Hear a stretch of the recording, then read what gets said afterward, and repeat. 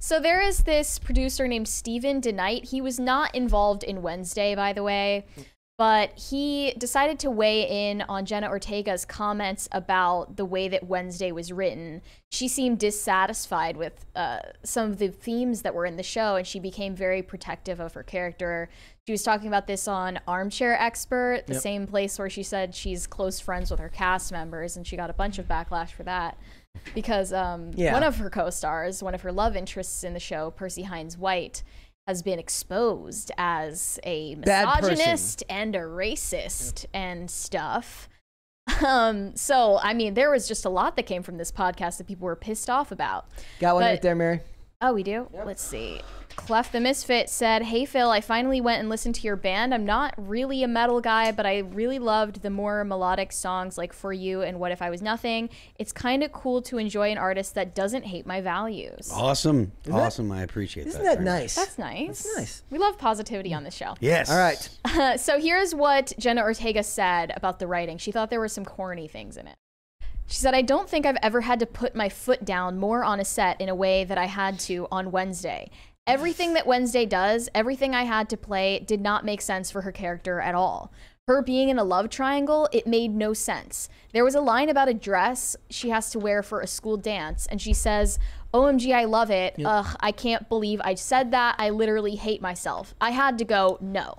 There were times on that set where I even became almost unprofessional in a sense, where I just started changing lines. The script supervisor thought I was going with something, and then I had to sit down with the writers, and they'd be like, 'Wait, what happened to the scene?' And I'd have to go and explain why I couldn't do certain things." This is why Marvel rules with an iron fist on everything they do. This is why they can. The actors get no power. The actors get no power. This is why they hire directors with little to no name, because they control the directors. It's really funny. I was just because I've been rewatching Justified. They actually talk about how that show, the Graham Yost, the guy who created that show, made it a very collaborative environment where actors were allowed to at least experiment with changing lines and stuff like that. But it's still a process where you have to like run it by them and say, "Look, can we try this? Can we try that?" It sounds like she just went and did it.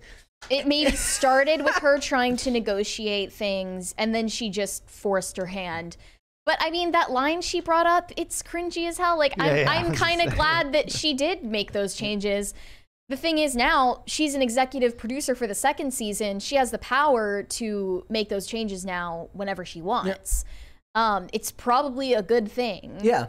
But it's frustrating for the script people. He's not even necessarily, Steven DeKnight's not even necessarily complaining about that. He's complaining about the fact that she went public with this. Yeah, here's what he said.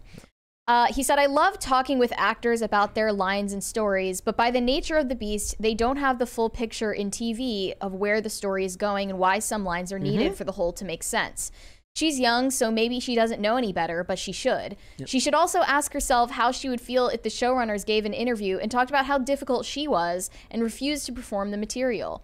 This kind of statement is beyond entitled and toxic. I love her work, but life is too short to deal with people like this in the business."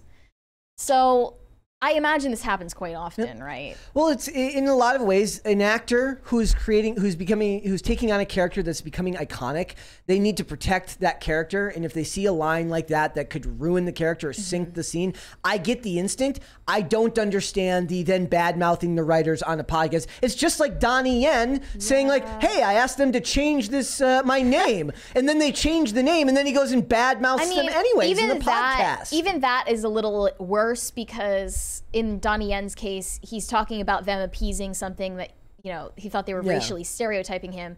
With Jenna Ortega, I understand she was just talking about the way that her character was written, some things that she thought were inauthentic to the way Wednesday would act.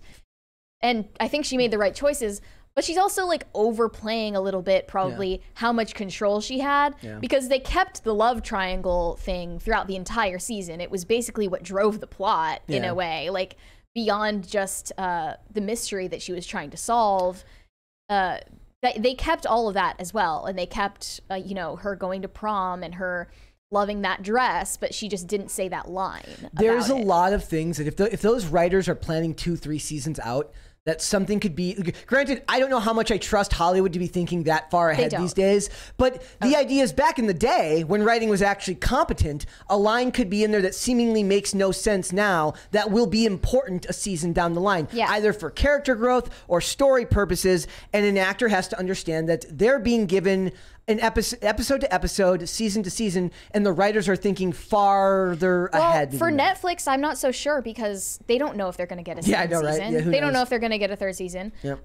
It's, you know, I'm sure they expected great things for Wednesday's performance, and it was, I think they said, like, the most watch hours in the first week of any Netflix show. Did Henry Cavill...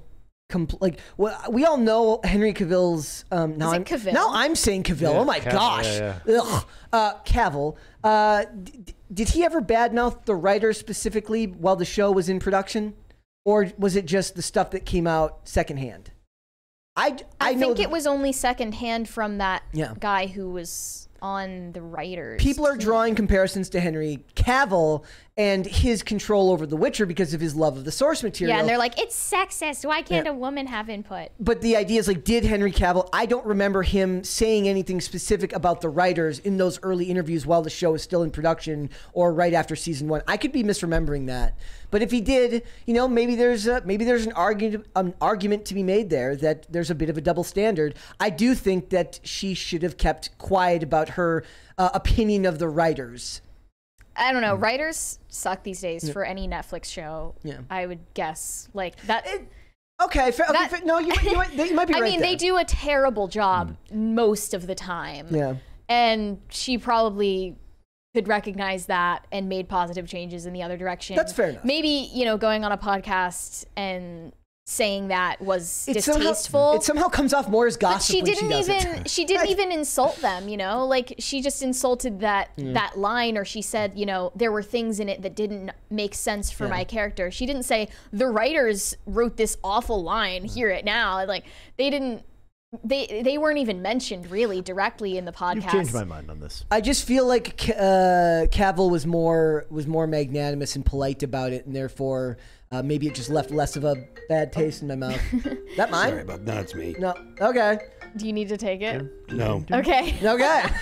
Well, when it was Henry Cavill, it didn't come from Henry Cavill. It was rumored. Yeah. I'm not making Wednesday, but I do make a show. Yeah. And I have, like, you know, a lot of times people are like, I don't want to say this line. I'm like, trust me. Yeah. There's a reason. But, and so I could understand somebody like, oh, well, this writer, whatever. But you changed my mind because they're terrible. Yeah. And like, you're not a bad writer, I think. They are. They deserve it. Like, in a vacuum, I would agree. Right? To be fair, DeKnight was involved with Daredevil and Spartacus, which are far, far more would have been. To be fair, he directed Pacific Rim Uprising, which is a turd. Sorry, dude, but it's really not. But the examples they're giving are Daredevil and Spartacus, which are highly regarded. You know what's unfortunate about this situation? Steven, not you. This guy, this producer has been basically like berated by Jenna Ortega stans on Twitter for like the past week or more, just because he said that her statement was entitled and toxic. He didn't say Jenna Ortega is entitled and toxic. And they've been, you know, saying like, why are you talking shit about our queen? And then they're like, there are more important things to talk about in the cast of Wednesday than Jenna Ortega's comments about the writing. Yeah. They are, of course, once again bringing up Percy Hines-White. This one tweet said, he speaks ill of the series itself, speaks ill of the fans, the production, of Tim Burton. I think criticism of Tim Burton was allowed at one point, but I don't know. Yeah, when he was called racist too. And they found, I didn't realize this, but they found Percy Hines-White's alt Twitter account, his like secret fake Twitter account where he goes by a different name. and they saw that he liked tweets trashing the show after it came out. Literally. So he liked this one tweet that said, watching Wednesday on Netflix, Tim Burton is so embarrassing. I can't believe he's in his 60s and reduced to rubber stamping his name on a Riverdale but for the Addams Family Netflix show. He should be forcibly retired and maybe even imprisoned. Anyway, it's watchable enough. It's watchable, but he should still go to jail. Yeah. How insane do you have to be? Maybe they that's were a really trolling. funny comment. I will watch it. I will watch it. But the guy made But it you to should jail. still go I to love it. jail. And then another tweet this kid liked They're just said, sane. "It's crazy how every sane. single new Netflix series is their most viewed ever, yet somehow they keep losing money, subscribers, and stock value, and also refuse to release their actual data." That's a valid point, but I feel like if you're on a Netflix show, you don't want to be liking tweets that say it out loud, right? We're going to I be like talking it. about that more in the next segment. He just wants to watch the world burn. I like it. Yep. And he also was liking a bunch of... I mean, it'd be more based if he did it with his actual account. True. That's what Yeah. he should be doing. Like, This is the same thing they did to the. Thank you! It's a Batman special. Good grief. Very loud today. It's very loud. It always is. But it's not over. See, that's more distracting than a $20 super chat. Yeah. No, it's the same thing they did to Simu Liu, right? They Yeah. found his alt account. Yep. Yeah, I bet that most of these celebrities have Yeah, but nobody soft likes Twitter Simu Liu. accounts where they just like lurk or post yeah. anonymously. I would if I were Wait, in that who position. were we talking about recently that Kevin said they Durant. have one? It was like Nicki Oh, it was, Minaj or some. No, No, it was. I think it was Mia Khalifa. Yeah. Yes, It was. yes, Mia, it Mia was. Khalifa claimed that she has like a troll Twitter account where she Yeah. like tries to like clap back at her haters. That's Just nice of do her it. to stand up for yourself, but stand up for yourself from somebody who's not you. That makes no sense. Yeah. I like the idea actually that she responds, and then she responds as the alt account saying like Mia Khalifa's right, and then Mia Khalifa says, "Yeah, this person's right," and then they gang up on somebody, but it's really just one person. Yeah, I doubt her Sock puppet. clapbacks are all that clever. You know, she is the living embodiment of the other women that showed up on the whatever podcast. She shows I up. mean, with- even Mia Khalifa could have come up with a better explanation of her behavior than any of that panel. So, yeah. But overall, I think Jenna Ortega has like proven that she knows this character well, that she's able to make judgments like that, and now she has the money to make judgments like that. That maybe this producer is jealous of. She's an executive producer who is now over all the other producers. I'm on guessing the if show. DeKnight's been in Hollywood for as long as he has, he's got plenty of money. But it'll be interesting to see if she starts to apply the same. Well, the issue here is Stephen DeKnight has not been the star of his own show where he becomes an executive producer and makes executive decisions. There's a He's lot had to of deal with tons of whining actors and actors. actresses, which I get. It's like infuriating. Yep.